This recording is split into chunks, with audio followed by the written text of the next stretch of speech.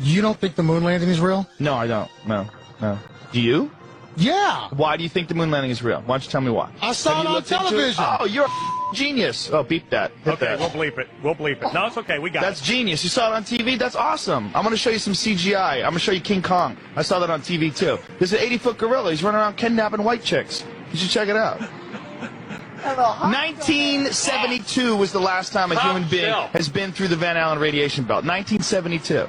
That's the last time. There's been only 7 trips ever that human beings have ever gone past 400 miles. Every single space station mission, every space shuttle, every satellite, all of those are inside the protective Van Allen radiation belts, which start at 1,000 miles. They go from 1,000 miles to, depending on who you ask, if you ask NASA, 24,000 miles. If you ask James Van Allen, the guy who discovered it, it's 67,000 miles of intense radiation that's in a gigantic donut band that covers around the Earth. Now, even if you got outside of that band, you have to deal with solar cycles. There's the apex of a 20-year solar cycle was between 1969 and 1972. All the time when these guys are making those missions. Any one of those guys out there in those tiny little aluminum shielded crafts would have been killed instantly during any solar flare. Why fake it? Thank you, Carl. Why not fake it? You should open with that. If you look at any of the footage online, it looks ridiculous. It looks stupid. If you look at the videos, it looks ridiculous and dumb. You know why? Because in 1969, nobody anticipated that we were going to have VCRs and the internet. We were going to be able to watch that. They wanted to win the Cold War. The Soviet Union's had over 10 firsts in space.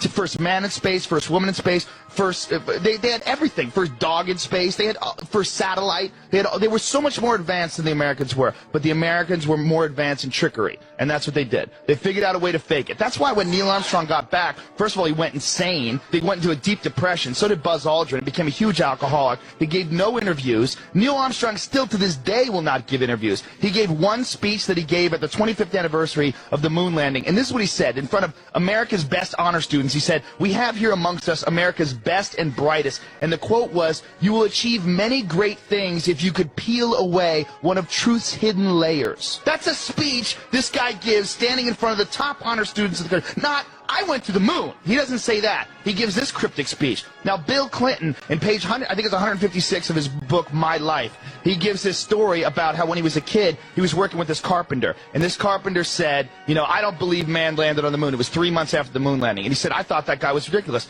He said, "You know what? I don't believe anything those TV fellows show you." He said, "After 8 years in the White House, I thought maybe that guy was ahead of his time." Wow. This is in Bill Clinton's autobiography. Wow. This is in his book. There's no way people went on the moon. There's no way. By the way, it's impossible today. China wants to go back to the moon. They don't even have a clue how to do it. They're going to try to get there in 2020. America thinks we could possibly go back in 2017.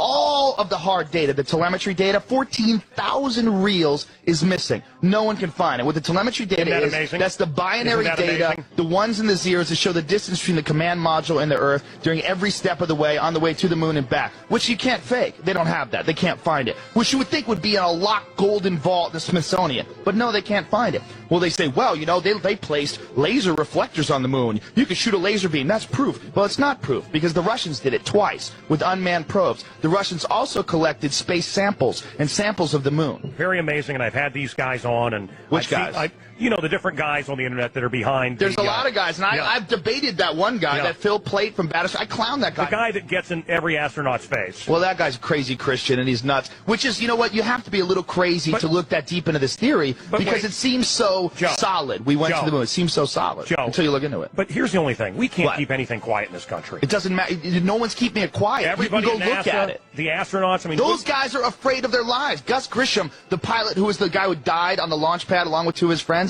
he was a public critic of NASA. He put a lemon, he hung it on the simulator, put a lemon and put it on a hanger and hung it. He was dead in that same cockpit. He died like 2 weeks later. He burned to death inside of that. They were terrified. This is a matter of life and death. These guys were in the middle of a huge Cold War between Russia, and they wanted to show that America had technological superiority. The race to the moon landing, all that stuff is not about going to the moon and collecting things. It's about military superiority. It's about the ability to do things with military technology. All that stuff they use for NASA, all the stuff they use for the stealth bomber, the space shuttle, all those missions, it's not for philanthropy missions. That's to fuel the military-industrial complex. The machine behind this is all the military. And getting to the moon first is making a statement that we have military technological superiority over Russia, and that's what they did.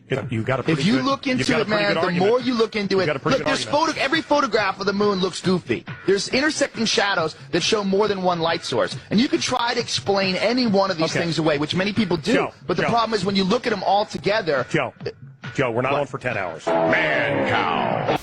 Listen, man, I got a question for you, man. Okay. So, I've been a fan of you for a long time, right?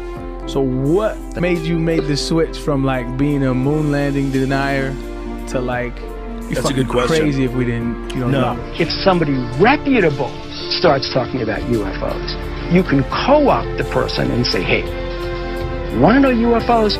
We'll show you the real deal. But not only can you never talk about it publicly, you have to be a debunker publicly. I'll tell the government right now, tell you right now if you're listening, NSA, CIA, I'm available, okay? If you show me all the real wreckage, I swear to God, I will make fun of that crap to the end of time. I'll make up stories. I'll lie to my mother. I don't care. You show me a UFO, I'll lie to my mother. I swear to God, I will make fun of that crap to the end of time. I'll make up stories. I'll lie to my mother. I don't care. You show me a UFO, I'll lie to my mother.